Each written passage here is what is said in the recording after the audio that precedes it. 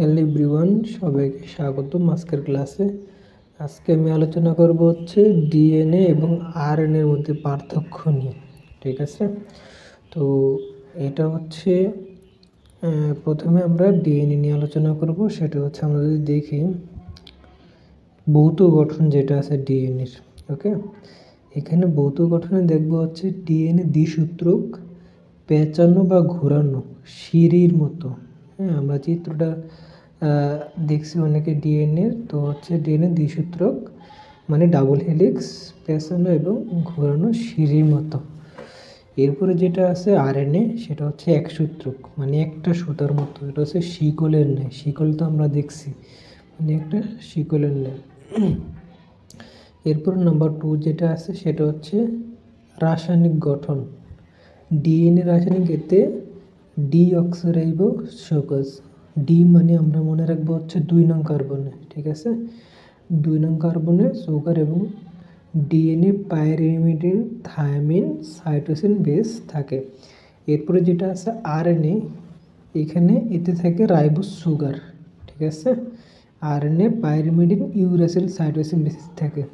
অর্থাৎ ডিএনএতে ইউরাসিল থাকে না, ইউরাসিলের পরিবর্তে থাকে কি থায়ামিন, ঠিক আছে, আর হচ্ছে আরএনএতে ইউরাসিল থাকে। ওকে, এরপরে যেটা আছে সেটা হচ্ছে প্রকার। ডিএনএ অণুর কোনো প্রকারভেদ নেই, ঠিক আছে, কার্যগত দিক থেকে ডিএনএ একই রকম হয়। আর আরএনএ আমরা সাধারণত 5 প্রকার দেখে থাকি কার্যগতভাবে। এটা transfer RNA, rRNA, messenger RNA, gRNA এবং মাইনো আরএনএ। এরপরে যেটা আছে উৎপত্তি। ডিএনএ উৎপত্তি হয়েছে প্রতিলিপনের মাধ্যমে, হ্যাঁ, আর যেটা হচ্ছে আরএনএটা নতুনভাবে আরএনএ সৃষ্টি হয়, কোনো প্রতিলিপন হয় না। হ্যাঁ, রেপ্লিকেশন যেটাকে বলে আমরা, সেটা ডিএনএ উৎপত্তি। এরপরে অবস্থান অনুসারে ডিএনএ প্রধানত ক্রোমোজোমে থাকে। হ্যাঁ, ডিএনএ যেটা আছে এটা ক্রোমোজোমে থাকে, সামান্য পরিমাণ মাইটোকন্ড্রিয়া এবং ক্লোরোপ্লাস্টও থাকে ডিএনএর ভিতরে।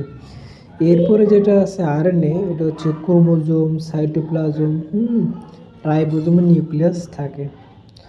এরপরে যেটা আছে প্রধান কাজ, ডিএনএর প্রধান কাজ হচ্ছে ধারক, বাহক, তারপর হচ্ছে নিয়ন্ত্রক হিসেবে কাজ করে। এরপরে যেটা আছে আরএনএর প্রধান কাজ, সেটা হচ্ছে প্রোটিন সংশ্লেষণ করে। এরপরে যেটা আছে বংশগতি। ডিএনএ বংশগতির চরিত্র বহন করে, ওকে, যেটা হচ্ছে আমাদের পিতামাতা, বংশ, সন্তান, সন্ততি, বহন করে। এরপর হচ্ছে ভাইরাল। আরএনএ ছাড়া বংশগত চরিত্র বহন করে না, ঠিক আছে। এরপর হচ্ছে সংখ্যা। ডিএনএ সংখ্যা অনেক বেশি আর আরএনএ অনেক কম। এরপর অতিবেগুনি রশ্মি যেটা আছে, অধিক পরিমাণে অতিবেগুনি রশ্মি শোষণ করে ডিএনএ, আর যেটা আছে আরএনএ তুলনামূলক কম শোষিত হয়। আর আণবিক ওজন, এদের আণবিক ওজন 10 লক্ষ হতে বহু কোটি ডাল্টন পর্যন্ত। আর যেটা আছে আরএনএ, সেটা হচ্ছে আণবিক ওজন কয়েক লক্ষের বেশি হয় না, ঠিক আছে। এই হচ্ছে ডিএনএ এবং আরএনএ পার্থক্য। তো এখানে এগুলো হচ্ছে অ্যাডমিশনের জন্য বক্স যেগুলো আছে, বক্সগুলো খুবই গুরুত্বপূর্ণ।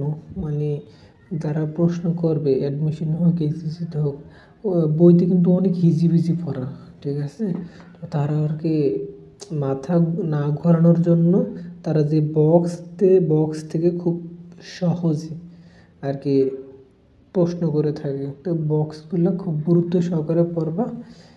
তো এই ছিল আজকের আলোচনা। তো সবাইকে পরবর্তী ভিডিওতে আমন্ত্রণ রইল। ধন্যবাদ।